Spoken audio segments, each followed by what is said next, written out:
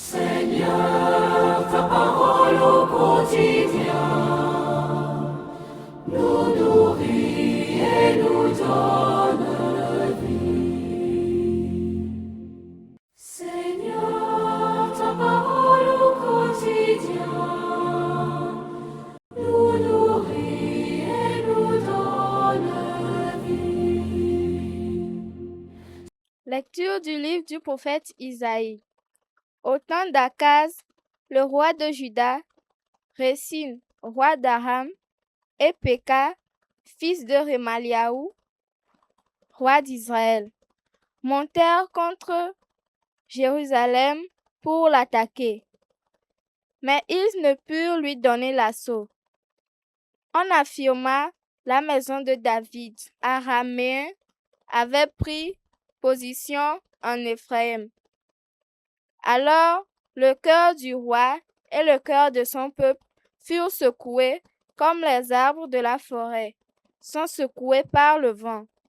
Le Seigneur dit alors à Isaïe: avec ton fils, cher Yasoub, c'est-à-dire un reste reviendra, va trouver Akaz au bout du canal du réservoir supérieur, sur la route du champ du Foulon. Tu lui diras: garde ton calme, ne crains pas, ne va pas perdre cœur devant ces deux bouts de tison fumant, à cause de la colère brûlante du roi d'Aram et du roi d'Israël. Oui, Aram a décidé ta perte, en accord avec Éphraïm et son roi. Ils se sont dit: marchons contre le royaume de Juda pour l'intimider, et nous le forcerons à se rendre. Alors, nous lui imposerons comme le roi, le fils de Tabéel. Ainsi parle le Seigneur Dieu. Cela ne durera pas. Ne sera pas que la capitale d'Aram soit Damas et Résin, le chef de Damas, que la capitale d'Éphraïm soit Samarie et le fils de Remaliaou, chef de la Samarie. Dans 65 ans, Éphraïm écrasé cessera d'être un peuple. Mais vous, si vous ne croyez pas, vous ne pourrez pas tenir. Parole du Seigneur, nous rendons grâce à Dieu. Nous nourrit et nous donne vie.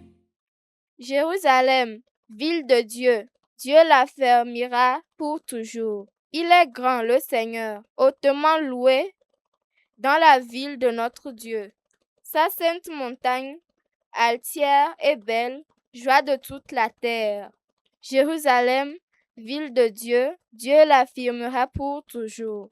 Montagne de Sion, c'est le pôle du monde, la cité du grand roi. Dieu se révèle en ses palais, vraie citadelle. Jérusalem, ville de Dieu, Dieu l'affirmera pour toujours. Voici que des rois s'étaient ligués. Ils avançaient tous ensemble. Ils ont vu et soudainement, stupéfaits, pris la panique. Ils ont fui. Jérusalem, ville de Dieu, Dieu l'affirmera pour toujours. Et voilà qu'un tremblement les saisit.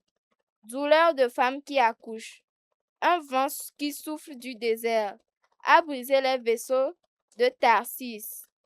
Jérusalem, ville de Dieu, Dieu l'affirmera pour toujours. Acclamation de l'Évangile. Alléluia, Alléluia, Alléluia. Aujourd'hui, ne fermez pas votre porte, mais écoutez la voix du Seigneur. Alléluia, Alléluia, Alléluia. Le Seigneur soit avec vous et avec votre esprit. Évangile de Jésus-Christ selon saint Matthieu. Gloire à toi, Seigneur.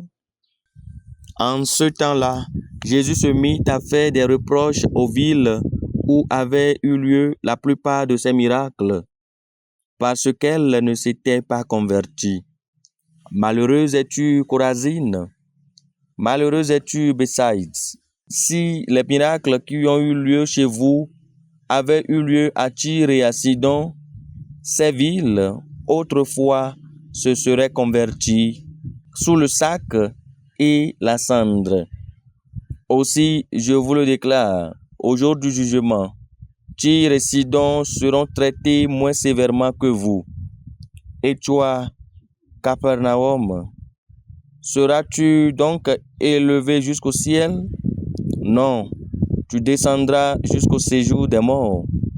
Car si les miracles qui ont eu lieu chez toi avaient eu lieu à Sodome, cette ville serait encore là aujourd'hui. Aussi, je vous le déclare, au jour du jugement, le pays de Sodome sera traité moins sévèrement que toi. Acclamons la parole de Dieu. Louange à toi, Seigneur Jésus. Alléluia, Alléluia, Alléluia.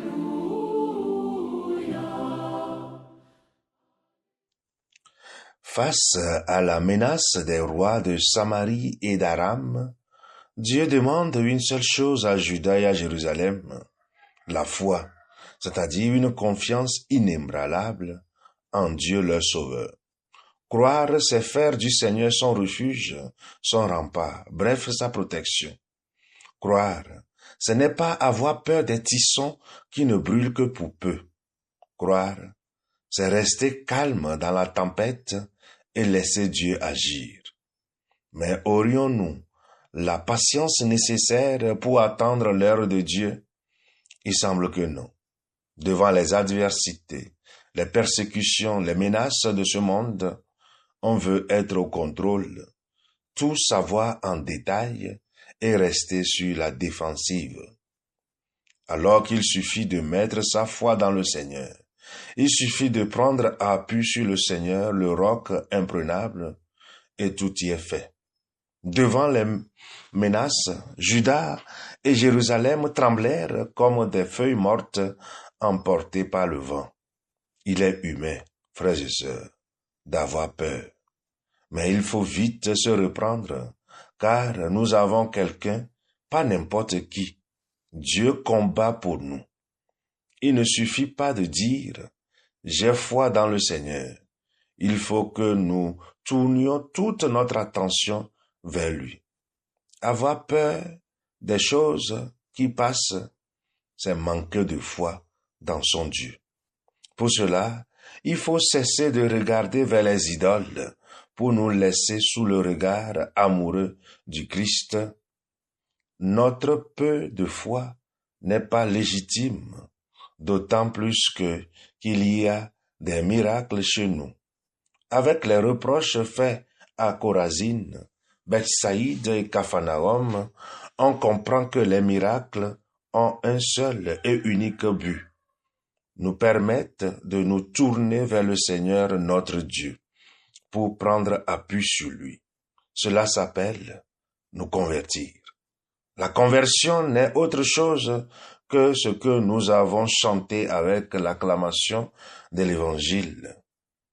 Aujourd'hui, ne fermez pas votre cœur, mais écoutez la voix du Seigneur. La foi commence par ce qu'on a vu, ce qu'on a entendu. La vue doit nous conduire à l'écoute, c'est-à-dire à aiguiser les oreilles de nos cœurs pour d'abord entendre la parole de Dieu et ensuite la mettre en pratique pour qu'elle produise des fruits en nous. Du fait que cette parole s'est faite chair, de même celui qui entend la parole de Dieu et la met en pratique devient un autre Christ, puisque le Christ Jésus se fait chair en lui. Si le Christ Jésus est en nous et que nous sommes en lui, qui peut nous effrayer? Nous serons toujours vainqueurs grâce à la présence en nous de celui qui a tout vaincu, celui qui a tout soumis à son autorité. Ne soyons pas des collectionneurs de miracles. Passons des miracles à la foi en Jésus-Christ, image visible du Dieu invisible, par l'Esprit Saint. Oui, le Seigneur est ma lumière et mon salut. De qui aurais-je crainte? Le Seigneur est le rempart de ma vie. Devant qui tremblerais-je? Le Seigneur, frères et sœurs, est-il vraiment ce que ta bouche annonce ou tu le dis pour que les gens sachent que tu connais la Bible? Oui, frères et sœurs, il est temps de faire confiance au Seigneur, de le laisser agir, et nous serons toujours victorieux. Amen. Seigneur, ta parole au quotidien nous nourrit et nous donne